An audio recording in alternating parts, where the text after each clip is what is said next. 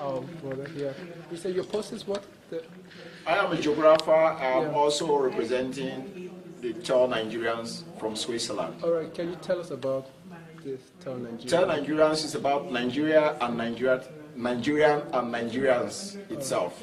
When I say Nigeria, it means the place itself in West Africa, the location called Nigeria. When I mean Nigerians, I'm talking about really people that are from Nigeria. It doesn't matter where they are, whether they are in Europe or South Africa or America. I want to talk about everything concerning Nigerians, including culture, education, their knowledge, their progress, their problems, including mostly the problems that we face in the diaspora as Nigerians. All right, thank you. Back to you, sister. You're a bachelor's holder, right? You study at European University. Could you please tell us about the society being in European University as a Nigerian, like your experience, your background, cultural background? Actually, I'll say I learned a lot because there's a lot of difference when we talk about schooling in Europe and schooling in Nigeria. There is this kind of, you have a student and professor relationship where you can communicate one-on-one with your professor just as if he's your age group, and that makes the student learn more and it makes us more motivated. And talking about European University Geneva, it's a multicultural university where you have different students from Kazakhstan, Azerbaijan, Nigerians, and it was really fun getting to meet other people. All right, thank you. Back to our stylists or fashionistas. Mrs. Stella, right? Yeah. Okay. Can you just tell us about your fashion, how you're going to incorporate it with what's happening in today's modern world, you know, like especially social media?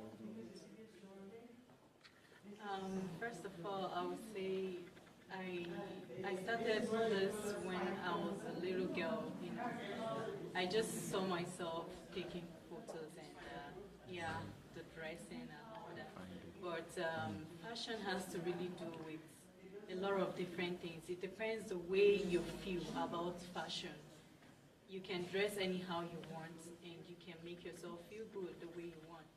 And fashion through social media, you know, we really advertise what we do to make others also see them, so that they can also learn from each other. So fashion is not only fashion only about clothes, but it has to do with makeup, it has to do with the way you feel and taking care of yourself and your skin also. Thank you, thank you. The CEO of Tellnigerians. Yes, sir. All right. I can see your flag. Yes, I'm representing Nigeria. Everywhere I go, I take along with me a Nigerian map and a Nigerian flag. Okay. As I told you, I'm a geographer, so I have, through the Niger Delta Diaspora Organization Europe, which produced a map, developed a map for primary and secondary education to assist teaching and learning in the Niger Delta and in Nigeria as a whole. For the Tellnigerians, my goal is to see that what we are doing as Nigerians is being shown to the world, because, for example, CNN doesn't belong to Africa. Eurosport does not belong to Africa. I believe that as a Nigerian, as an African, we should have our own voice and have our own medium of which people can see what we do and connect with us and what we do. Yeah. Thank you. So you've been in Switzerland for how long? Yeah, I've been here for 15 years. 15 years? Yes. Till now, you're still keeping date with Nigeria? What happened yes, in Nigeria? yes. All the time. I want to know what is happening to my people. I want to know how my people are dealing with these problems. I want to know how we can continue, because I believe in sustainability. I don't believe in instant solution. I believe in a long-term solution that we can gain from and see how we can always improve ourselves. Okay. That's our president. I'm not getting it. Yes. That's our president. So, First, ask me questions related to Nigeria. Can you take questions from the audience? yes, sir. Yes, sir. It's directed to the CEO of Tellnigerians. So I would like to know what are your views, or what do you think Nigeria needs at this point to get to that point of its full potential? We all know Nigeria has a lot of potentials, right? Yeah. but we don't seem to be using what we have. In your view, what do you think needs to be done? For me, we have to go back a long time. We cannot begin to answer these questions. For me, I think the first thing we should do as a country is to begin to use our own language. Without using our own language, we cannot go far. Nigeria was not named Nigeria by Nigerians. A lot of sites in Nigeria, geographic sites, important places in Nigeria, were not discovered literally by Nigerians. For example, they say River Niger was discovered by Mungo Park. He is not a Nigerian. We need to discover our things by ourselves. The first thing we should do in Nigeria is to begin to use our own language to learn.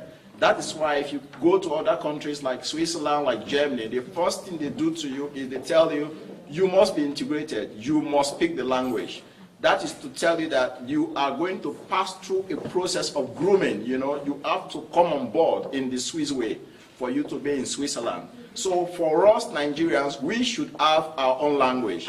Do you know the name of Nigeria in your language? Calabar, for example. You don't know.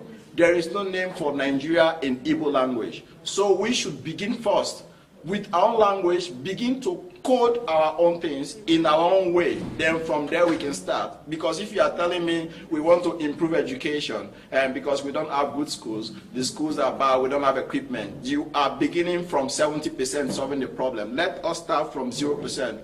Begin to speak your own language.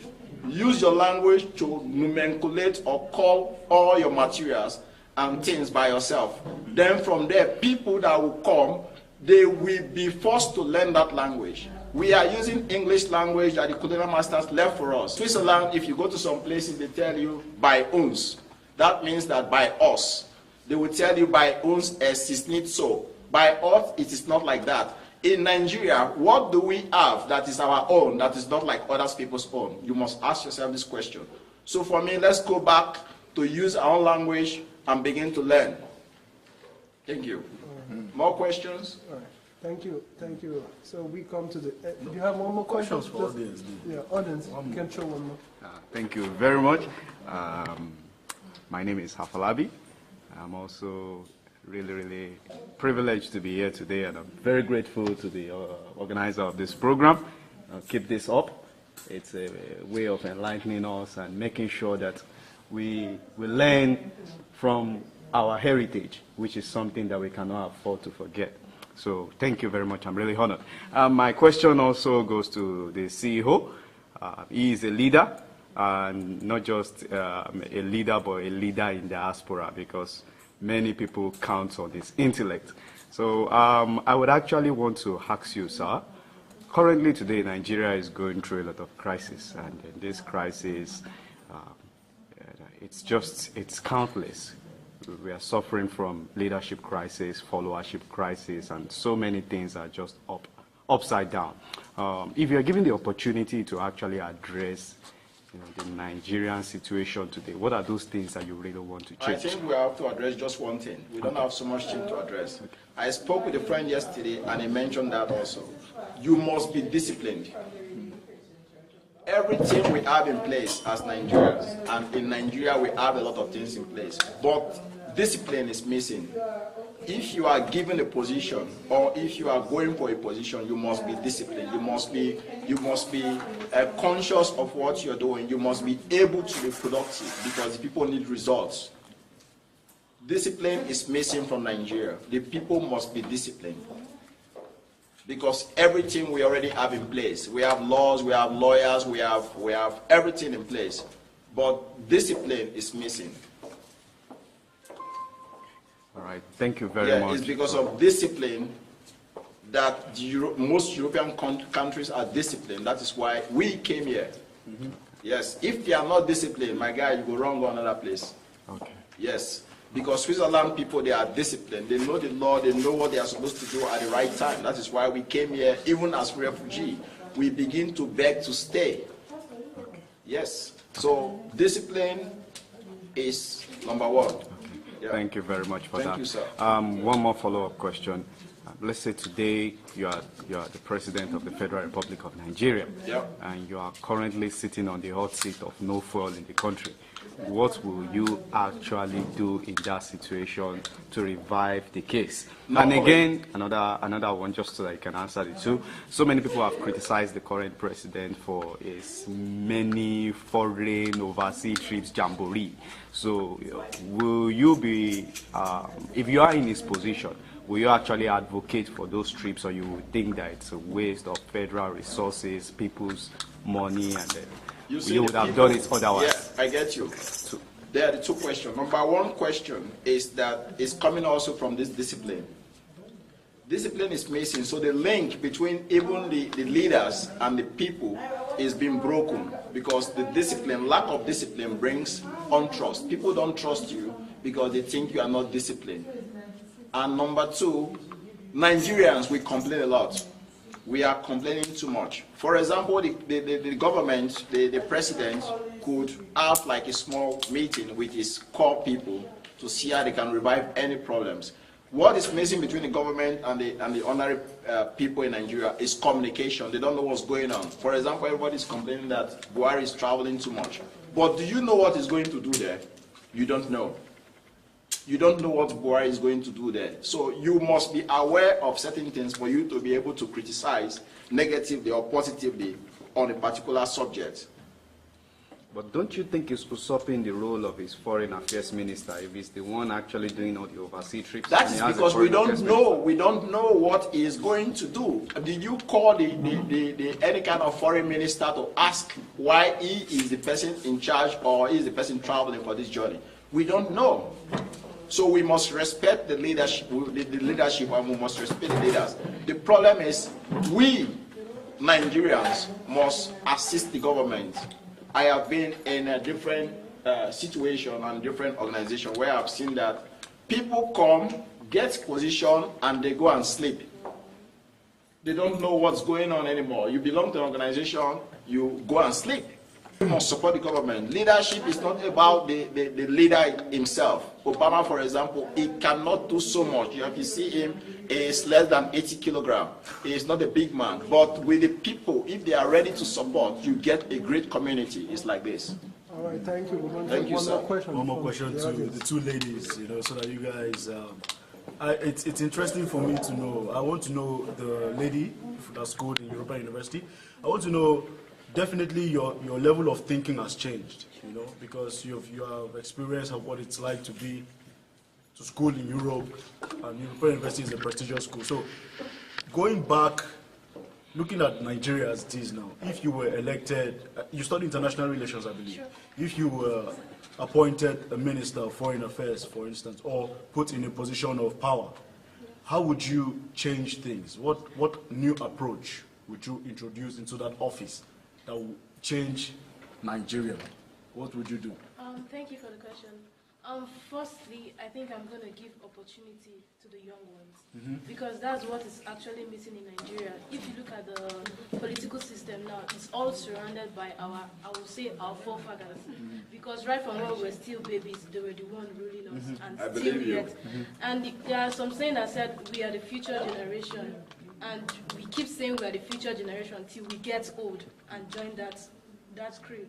And it's not right, because you have to give the younger ones the opportunity to explore. Because I think they have so many ideas to bring into the table. And when they start bringing such ideas, you can see that things are going to change for good. Because you can't because now I feel that the present government are the past ones that have ruled us for years, and now being here presently, they're only fighting for their personal interest. That's the way I see it. They're coming there to come in there and make their own money for their future generation, and which is not supposed to be so, because I don't think they have Nigeria at heart.